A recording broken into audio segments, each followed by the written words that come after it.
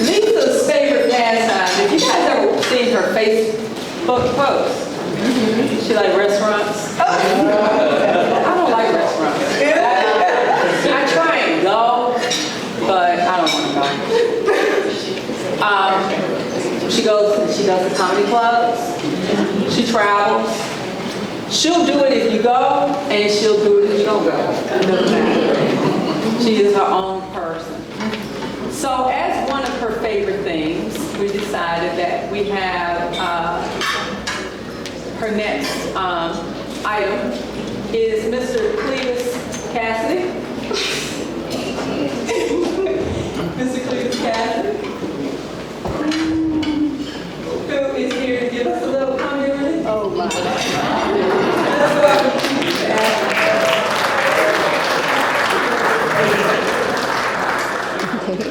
Thank you for that horrible introduction.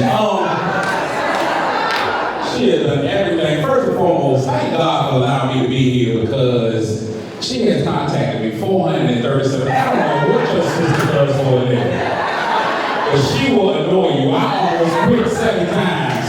Because I don't know, all of you from Memphis, she probably would have came and picked y'all up. You know, I don't even know if she knows it's your birthday. Now, she has been aggressive. Let me just say this, y'all a whole bunch of us, y'all like y'all ain't seen me yet. Ladies and gentlemen, you have seen this young man in such places as Table 4. He is one of the greatest comedians in this room on today. Please put your hands together for Mr. Cletus Kassady. Y'all show us.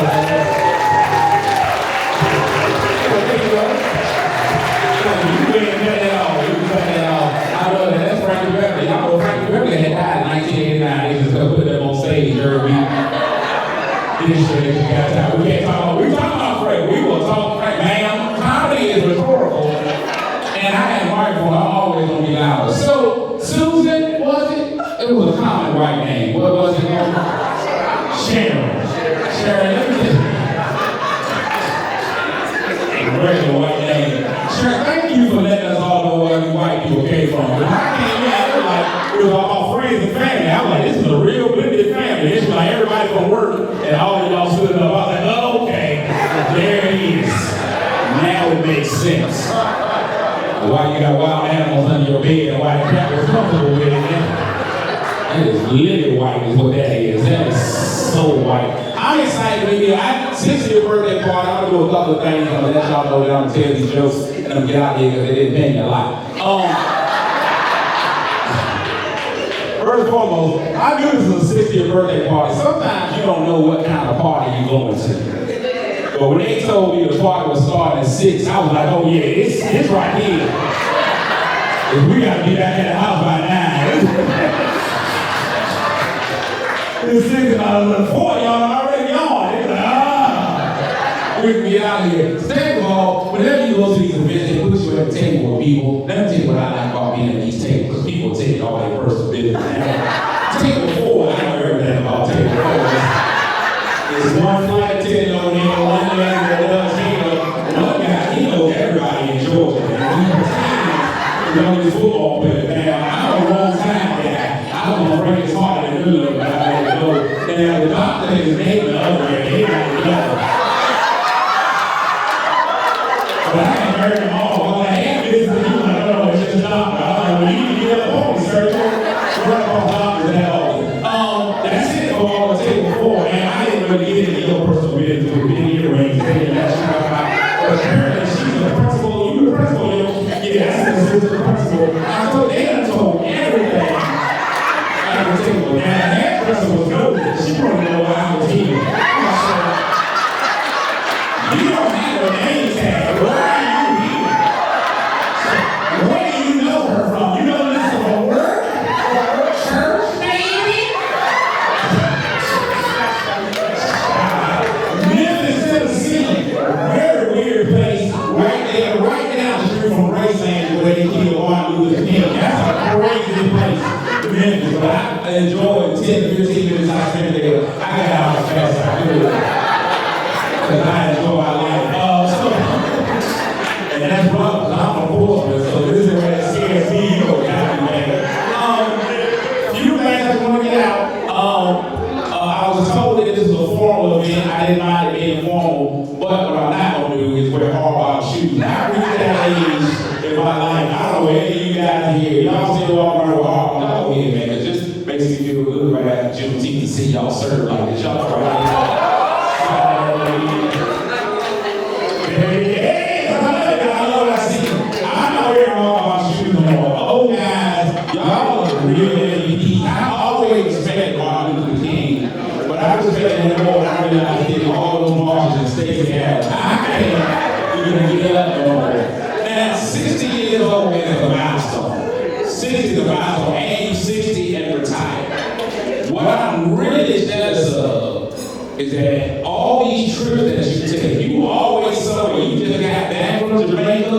You've been to 7 different countries in the last 4 weeks. Why did we have this party here? I would like to have been somewhere else. I need to go to Jamaica. I go out of town, but I want to have this at the Virginia Beach where the water ain't even clear. Y'all have beautiful water pictures. We have T-Boy out there. I enjoy it. 60 is a good age. 60 is a great age. It shows that you still have the wisdom to do a lot of stuff. You can still use stuff that's not technologically based. If your computer don't work, you can still add. These cookies, you don't want to confuse the child. Go to one of those places, go to any restaurant, so you want to confuse the child. Go ahead and give the total and then give them 50 cents and see what they add up.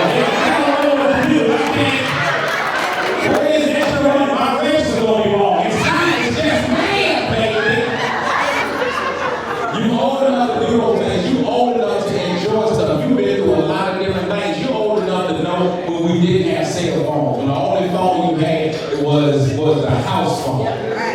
You know what a business signal sounds like. You remember when a phone, the more you could go, the furthest you could go with your phone was how long the cord was. You know, your mama had 18 feet of cord. She walked around the whole house the whole day with that 140 phone. She all over the porch on the phone. That's the first cell phone. 60 is a good age, however common. 60 is also become a problem area. Let me tell you why. I told y'all the Memphis table, class of 1980 something. I'm proud of y'all. Not you, but you said, oh, that was older than you. But you said, right, okay, be smart, okay. Memphis people, let me tell y'all something. I've seen the news on Memphis. I know a lot of the things that happen in Memphis. There's a crime that goes on in Memphis. Crime goes on everywhere, no matter where you go. And we are really upset with the young people there. A lot of times we get really upset with the young people, and we blame them for their actions. And let me just tell y'all something. It's not necessarily the kids' fault. It's a different society we live in. We got different kids. The kids are different, man. I know I had 2 kids, one that I love and one that I didn't used to. Now, a lot of y'all look at me and think that's strange, but y'all know if you got more than one kid, there's one kid that you love and one kid that you keep around with. That's the law. Kids are different today. I do stuff with my kids that never happened to me. Never happened to me. Young man, I don't know you at all. See, man, you slide around you. I know you old singing. But I don't know you. But there's been things that I've done for my own kids that never ever happened to me. Just recently, I asked my kids what they wanted for dinner. And then you hear the oomph on the back of the room. I never had a choice of meals as a child. The only choice I had was this or nothing. Those were 2 things I would have eaten. And now we got kids that are allergic to food. Have you ever been allergic to food, sir? These kids are allergic to food. How you gonna be allergic to what keeps you alive? You want to know what? We ain't got to worry about no bomb wiping us out. You know what they gonna do? They gonna spray peanut oil over the country. That's gonna kill 90% of the kids right there. They're allergic to what keeps them alive. Look at her, she got a peanut allergy. She's like, I didn't know because you're young.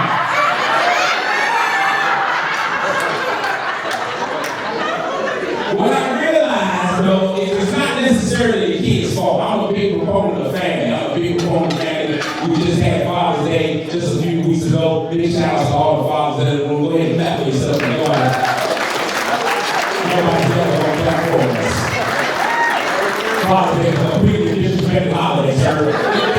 They do anything for you for Father's Day, sir. You probably just in the house, lying in your own bed. They ain't want you to go give. You ain't had nothing but t-shirts and ties. pajamas, even socks. Look at me. Give that man something decent. Because you're a man, no matter what you do as a man, they expect you to do it. Nobody cares about men. Men are expected to do whatever they do. Anything you do, they expect you to do. You be like, oh, you take care of my kids. You're supposed to take care of your kids. But let a woman do it. They got single woman foundation, single parent foundation, everything. You a man. You work 80 hours a week. They be like, I work 80 hours. You a man. You're supposed to work 80 hours. But it's difficult, so I always encourage men to be the fathers that they're supposed to be, because fathers are a cornerstone of every family. A father is a cornerstone. Now, you ain't got to stay with the mama per se, but fathers are important. Because when the fathers roll out, it's more pressure on the moms. And when the mama has that pressure, she still needs somebody to lean on. And from the beginning of time, mamas have always leaned on what I thought was a very, very important part of any family, and that's grandma. Now we try to figure out why the kids today is off. I'm just gonna be honest. I know I had a 60th birthday party, so some people may be tripping. The kids today is off because today's grandma is a little off. Today's grandma is not what you want. Today's grandma don't even want to be called grandma. She calls herself Gigi and Grandmia and Granddiva. You are a grandma. Now look at you. Look at it. I saw it. I see it. I can feel the spirit of it in this room. You are a grandma. That is in the Bible, man. New grandmas ain't even got grandmama names. They don't even have grandma names. They named after liquor and cigarettes. I'm sick of Grandma Alizé coming to the parent-teacher conference. We need grandmas with real names like Mildred and Mary. My grandmama's name was Willie Dorothy. Willie Dorothy? She was a grandma and a granddaddy at the same time. She was a trans grand. You understand what I'm saying? And now we got all these problems. We got these grandmamas like Lisa, these new grandmamas that don't dress like grandmamas. You out here with your shoulders out like a 60. You ought to be ashamed of yourself. You ain't supposed to have your shoulders out. You are grandmama age. You supposed to have on a slip. That's what grandmamas wear. My grandmama always had on a slip. She put on a jogging suit and a slip. She don't wear a slip. Now y'all got on body magic and all other kinds of lies. Y'all get yourselves together. New grandmamas don't cook. Y'all heard her. She got shoes in her oven. I was a child supposed to survive on stilettos. Had no nutritional value. These new grandmamas are terrible grandmamas. New grandmamas don't know how to cook nothing. All they can do is fix. New grandmamas can't cook, they can fix. I know you're looking at me, man, you're trying to figure out what the difference is. You cook a turkey, you fix tuna fish. You see the difference? So now these new kids ain't got a leg to stand on. New kids is struggling. New kids ain't got a leg to stand on. New kids, grandmama don't even give them lunch to go to school. They give them all kinds of terrible lunch. They give them a Lunchable. Man, a Lunchable is the devil's snack. You supposed to sit in the school with a bologna sandwich, and not just regular bologna, real bologna. You remember when you had to unwrap your bologna? Your bologna used to put a little red string around it. So you had to take the red string off of it, then a little chunk of bologna gets stuck on there. So you run that red string through your mouth like jello floss. Then that started to taste good, so you eat that red string all day. You know, what kind of gum is that? You be like, walk and mind your business. New grandmamas ain't like this. You out here doing all this new grandma stuff. I ain't saying you a grandma, but you out here doing new grandma stuff. And it's ridiculous. It's ridiculous. Y'all don't even watch the kids no more. Grandmas don't even watch the kids no more. Grandmamas be at Roses. Why is you at Roses? Grandmamas supposed to be at Roses. You spelling it wrong. They don't have no schedule. New grandmamas don't have no schedule. You used to be able to set your clock by your grandma. You knew exactly what time it was based on what your grandmama was doing. My grandma was a real grandma. She woke up every morning at 6 a.m. She got up, said her prayers, read the obituaries, made sure she won't in there. She put on a little house coat. She slide on into the bathroom. She go in there and take a shower. After she get out the shower, she put some shower under her bosom and some tussie under her arms. Y'all act like y'all don't know what tussie is. Tussie is that cream deodorant. You gotta put your 2 fingers in that tussie and rub it underneath your arms. And you were scared to use your grandma's tussie because tussie don't go nowhere. Tussie stay on your fingers all day long. You be at lunch, your food tastes like fish and tussin. It's a dangerous combination. That chick get finished with that, she slide back in her room, she put on another house coat. Then she gonna go in the kitchen, she gonna make breakfast. Ain't nobody in the house but her and granddaddy, but she gonna make 10 pounds of bacon. She gonna leave all the bacon left on the stove. You can wrap it up in aluminum foil, eat it like chips all day long. She didn't even throw the grease out. She put the grease in her old Crisco can and hold that grease forever. I don't know why we was worried about COVID and we still had grandma who had nothing to worry about in COVID. We could have took some of that old grease and put that in cabbage and that'll knock everything out of your system. After she get finished going in and making breakfast, she'll clean her whole house. She'll clean the whole house. I'm talking about dust, vacuum. Don't nobody dust no more. When the last time you seen somebody dust, sir? You ain't seen nobody. I know you ain't dusting, ma'am. Not from class 83. You ain't seen nobody dust. Grandmama wouldn't even tell. She would dust with a pair of your granddaddy's drawers. Wouldn't even tell you what pair it is. Just throw them back in the drawer. Now he go to church on Sunday, smelling like lemon pledge. And itching because of her dusting. She'll do that all morning. 11:30, she go ahead and make lunch. Lunch will be a sandwich, some nabs, Kool-Aid, regular flavors, orange, red, lemonade. That's the only breed to have in her house. After that, she watches this at 12:30. The world will stop so she can watch her stories. There was one man in the whole world your grandma would cheat on your granddaddy with, and that's Victor Newman. If Victor Newman walking here right now, half of y'all lose y'all wives. Brandy was on her way out. She's like, it's Victor time. We watch the stories until about 4:30. She prepared dinner's on the table at 6 while you watch the world and local news. 7 o'clock you watch Wheel of Fortune and Jeopardy. Then 8 o'clock you take a bath. 8:30 you go to bed, and tomorrow you repeat. Same story every time. Grandma didn't have nothing but 2 rules. You do what I say, you don't run up my electric. Everything came back to her electric. You do what I say, you don't run up my electric. Sir, one time I got a beating for taking a bath too long. My grandma said, you know, how my electric bill sky high. Why is my electric bill sky high from a bath, Grandma? This is what they didn't understand. You had to have real grandma that did real grandma stuff. Like my grandma ruined my life. I didn't realize it until I was 18, sir. One of the most traumatic experiences I ever had in my life was because of my grandma. I'm gonna let you ladies in here know something. Boys do not take baths. Boys do not take baths. Man, whatever color the water is when you put him in the tub, it's gonna be that exact same color when he comes out of the tub. Tubs are not for cleaning. We in there deep sea fishing, we surfing, we having all kinds of fun in the tub. My grandma was not about that fun in the tub life. My grandma came, kicked the door in, told me, hurry up with that bath, my electric bill gonna be sky high. I didn't believe doing everything I was, man. When I was a young man, I was precocious. I was gonna get in trouble. I was gonna have fun whether my grandmama wanted me to or not. Now, my grandmama was a country woman. She came from a small town called Bertine, North Carolina. Because she was country, she did country woman things. When my grandma came and fussed at me about raising her electric bill, she slammed the door. When she slammed the door, sir, there was a multi-use tool that she kept on the back of that door. It was a red bag that she called a hot water bag. Oh, I remember as a young man, I'd take that hot water bag and I'd fill it up with water and I'd drink out of that hot water bag. Then I found out I had a little spout on the top of it. I'd take that spout and spray water all over myself.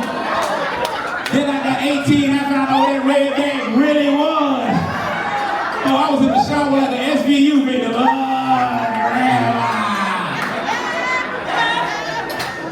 I hope your electric bill go through the roof. But that's all that's all grandmas care about. You do what I say, you don't run up my electricity. If we had real grandmamas, if we still had real grandmamas, we wouldn't have no social media. There wouldn't be no social media with real grandmas, because real grandmas say what happens in my house, stay. Y'all know my grandma. See, this is the thing. And I spent a lot of time with my grandma, because I came from a single parent home, which is me and my mom. Now, my mom was an amazing woman. My mom was an educator. Any educators here? Anybody? Any educators? Crazy.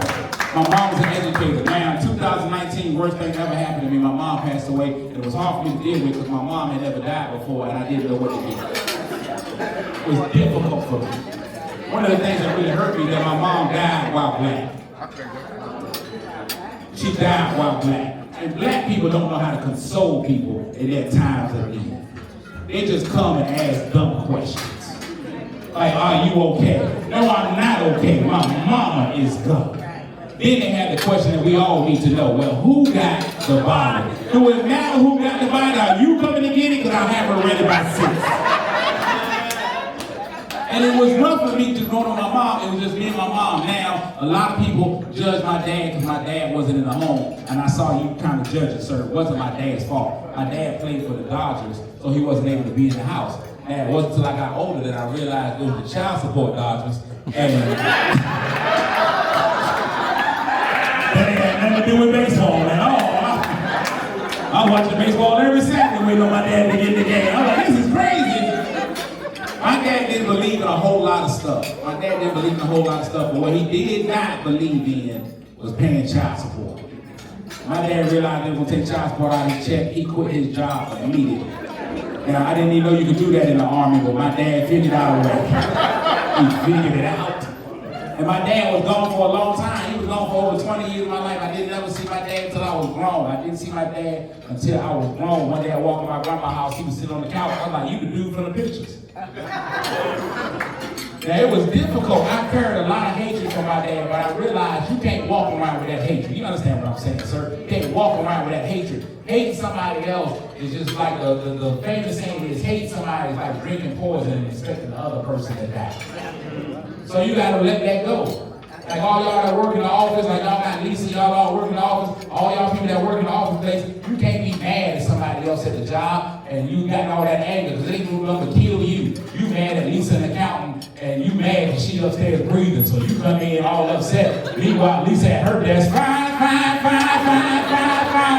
She don't even know you mad. So I had to let all that anger go. I started hanging out with my dad. We started going to movies and baseball games, all kinds of stuff. It's hard raising a father, but I did it. Here's what's crazy about it. Lisa, this is what I had to tell my dad. I said, Dad, I need you to be a good example for me. You can't just keep doing what you're doing. And I'll explain how. I'm going to explain this. I'm going to try to be sensitive because we have a mixed audience. In the garden of life, my father was a tool. Man, I'm going to say it again. My father was a tool in the garden of life. All right, I'm going to make this real simple. My dad was a hoe. My dad was a hoe. He was a hoe. And I had to tell you, and I said, Dad, that's not a good example for me. I need you to go out here and get a job. You can't just be living off of women. So he did. So when my dad went and got a job, he was so excited about his first job that he didn't even open his check. He waited till I came home from work so we could look at the check together. And we looked at the check, ma'am, and it had all the normal deductions. Federal income tax, check. State income tax, check. How many of y'all know that some things in life you just can't get away from? Some things that just won't leave. Child support, Ms. Lisa, is one of those things. My dad looked at this check and there was a line that said child sub. My dad said, I don't even remember us going out to eat. I said, no, Dad, that's not what that means. That's the child support that you owe me from when I was a kid. My dad was so determined not to pay child support and he immediately had a massive heart attack. But he wasn't even respectful enough to die. He went on life support. Now, sir, I have to make a decision on when to take him off. I'm an only child with one brother. Stop doing math. Stop doing math. So I had to make the decision. Now I go to the hospital, sir. My dad is in there. I've never been in this position before. My dad is on life support. He's doing all the life support stuff. He's just beating in the mentally. And then I got to make a decision on what to do. This is a difficult thing for me. And here's what happened. I knew I was in the right place when I had went to church recently. And the pastor had preached. And the pastor said, if you want to see real change, you got to pray without creasing. So that's what I decided to do, sir. I sat in that hospital. I was praying without a crease to be found. I had the nurse take the iron board out the room. I said, there'll be no creases in this prayer. 30 minutes into the prayer, I realized, Miss Lisa, I had heard it wrong. It's not pray without creasing, it's pray without ceasing. So all y'all are Bible students. Okay, cool. Now, if you don't say the prayer right, God won't come down, but he'll send a representative. And so that's what he did. And he sent my grandmother, sir. And I knew it was my grandmother because I had a praying grandmother. You remember that song? I had a praying grandmother. Y'all remember that was the best part of that song. And she was like, then my head hit the wall. I like you, 83. So, he sent my grandma down. Man, I'm going to tell you the story because you seem like a listener. I don't know what you do for a living, but you listen. He came down with my grandma. I knew it was my grandma's spirit. Not her physically, but I knew it was her spirit. I could feel it. So I started talking to my grandma. I said, Grandma, I don't know what to do. My dad's in here. He's on life support, and I need to hear a word from you. And that's when my grandma said what I think is the most beautiful thing I've ever heard anybody say. My grandma said, boy, don't you be in there running up them folk electric. So in there and pull the plug on. Yeah. Went ahead and got him on up out of here. I'm gonna do this final joke, because again, didn't get paid a whole lot. Do this final joke. Any married people? Married people? Good job. Okay, second call. Any happily married people? Okay.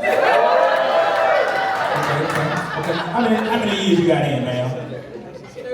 36. Where's your husband?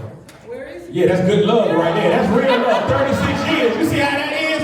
What about new people? Who's newly married? Anybody? Somebody just had a wedding. Where green jacket at? Yeah, green jacket, money jacket. Look at y'all still in love. How long? Look at y'all sitting next to each other. 2 years. 2 years? Look at Coach Shaw. 36, he ain't even in the same state. That's what real love is. I don't want to get married. I'm so happy with my singleness. I don't want to get married, first of all, because I like to control my thermostat. Look at all the men in the house, amen. Hey, the women are the most bipolar weather people ever. Why would y'all put the air conditioner on 36, cut the fan on, open the window, then tell you need a blanket? You wouldn't need the blanket if we had the heat on the right way.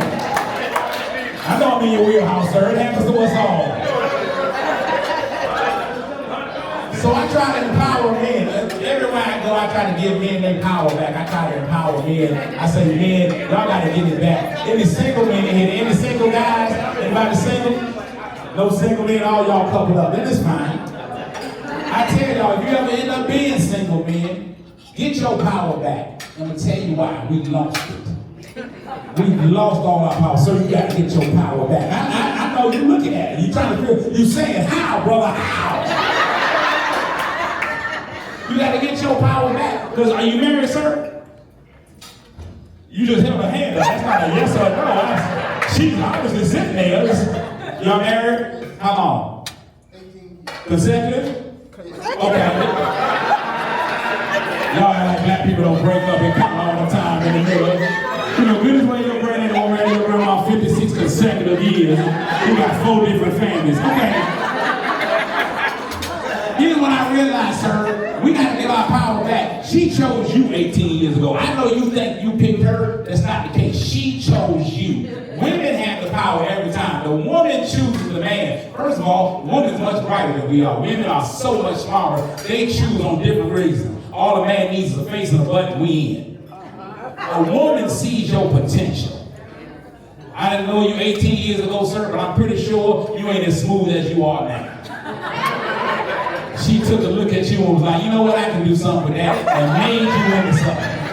That's why all the married men in here got on at least one article of clothes that they white boy. Every one of y'all in here. Now I tell y'all probably ain't even dress yourself. What I'm gonna wear tonight, baby? What I'm gonna wear? I see it. All I tell fellas though, we gotta start being strong in what we do. That's why I've taken control of my dating life. I'm out there dating, I've taken control of my dating life. I only date certain women. I get my preference, sir. I've taken the strength back for me. For me, no young girls. I can't do it. I don't want no young girl. I need my woman to be seasoned. I need a woman that knows how to soak beans overnight. Give me a crock pot woman. You understand what I'm saying? Because these young girls can't do nothing with air fry. That's all they can do is air fry. I was dating a young girl one time, my birthday came up. She's like, I'm gonna make you a cake. I said, you need to come over in a couple of hours. She talked for 15 minutes. I put it in the air fryer. I Okay, now, that's why the young lady I'm dating now, man, I love so much, man. I'm dating an older woman now. Her name is Miss Mildred. And y'all judgmental like y'all know her, man. That's crazy. I've been dating Mildred for a while. We had been courting. And we decided to take things to the next level. So I told Mildred we can go out to eat anywhere she wants to go. I let her pick the restaurant. We went to this beautiful restaurant, had all these choices. A place called Golden Corral. Now the reason why I like Mildred, I'm talking to you, young lady. The reason why I like Mildred is because she's an older woman. She sees it. She thinks for the future. When we got to Golden Corral, she pulled out some Ziploc bags. So we can have a little something for later on. You understand what I'm saying? When young girls don't care, you want to go get a whole nother meal. No, sir. Mildred bought us food for the week. And Mildred flirted with me different. That's how she ended up with me, man. We used to have our complimentary waters, and I drank a little bit of it. Some of it went down the wrong pipe when she said the most beautiful thing a woman ever said to me. She was like, baby, go ahead and get yourself together. Let me put you on my insurance. I was like, no! I ain't never had a woman offer me Blue Cross and Blue Shield. So fellas, you gotta be persistent in what you want. Decide what you want. Everything. Miss Lisa, I'm telling you, you came in here, fly, you get all the things that you need to do, shoulders out, do whatever it is, what you're gonna do. It's a little warm out so you can have your shoulders out. I'm with it.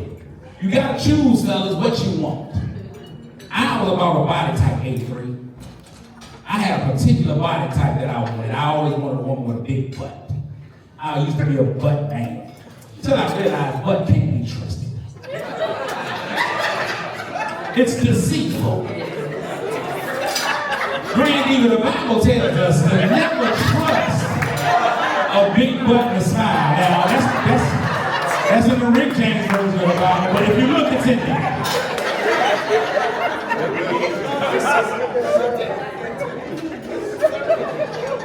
It's in there. Let me tell you how I realized how deceitful it was. I went to the gym one time, sir. I know you can't tell by looking at me because I suffer from a rare disease called fat. Some of y'all are laughing and you put a biscuit away from fat yourself, y'all. I'm being so judgmental. Sir, this is when I realized how deceitful butt was. I'm in the gym first time going in, and I realized something. Women take the gym way differently than men do. Women go to the gym to look good, not to work out. Women are always going to look good in the gym. You go in the gym anywhere right now, it's a man on the treadmill with some Timberlands and his work boots. Because we going in to work out. A woman goes to the gym, she's going to put on tights. She's going to have on matching shoes to her tights. Her little chest tights are going to match the tight. Her little tumbler is going to match her whole outfit. She might not lose an ounce, but she's going to look amazing. Y'all guys out here trying to impress your woman with fancy gifts and dinners and stuff, stop it. You really want to impress your woman, buy her some tights. And not just any tights, tights with pockets in it. You see how excited this little guy with some pockets? I don't care how classy a woman is, you get her a dress with some pockets, she turns into a 4-year-old. She says, it's got pockets, girl! Pockets! They will tear Ross down over some pockets, you hear me? So I go to the gym, and one time I go to the gym, I'm on a little chest machine, just kind of chesting, and out of my peripheral, I see the most beautiful thing, the most beautiful yams I've ever seen. Sir, this young lady was over there, she was a brick house. She had on a pair of tights that stopped right below her blessing. But I can't stare at her, so I gotta give her quick looks. Now the devil knows my weaknesses, so she starts to walk by me. And as she walks by, each one of those yams was moving independently. It's like 2 dolphins cresting out of the water. It was beautiful, but I can't stare, sir. Quick looks. And she goes over to the bicep machine, and if you know anything about a bicep machine, you gotta bend down to set the weight. She bends down to set the weight, and it just spreads like as though Moses had put a staff in between. And now I'm in full stare. It's beautiful. And she puts the weight at 125, and I was like, that's aggressive. But I've always been a supporter of strong black women. She starts lifting at 125 with no problem. And out of my peripheral, I hear somebody say, hey, yo, Steve. Do you know at this time how beautiful 2 dolphin women like, hey, what up? You ain't been a man the whole time, sir. I realize it's deceit.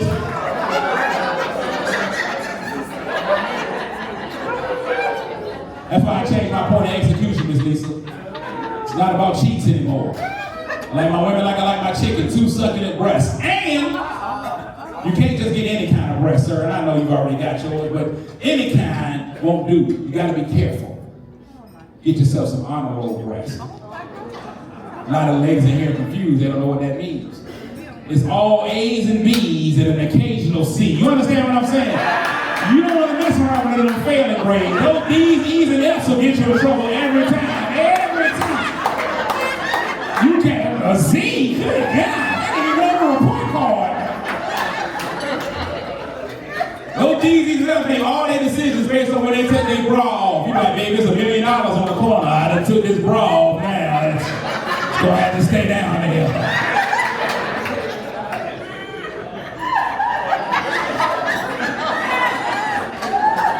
Some of y'all are weak. Let me tell you why you want to stay with them honor roll braids. Because you can always leave out the house quick. You can wake up, sir, 2, 3 in the morning and say, let's run down somewhere, let's just go. She can just put that bra on, cross her heart, pop, pop, snap on, and she's out the door. Those failing grades got to start with that bra around her waist like a championship belt.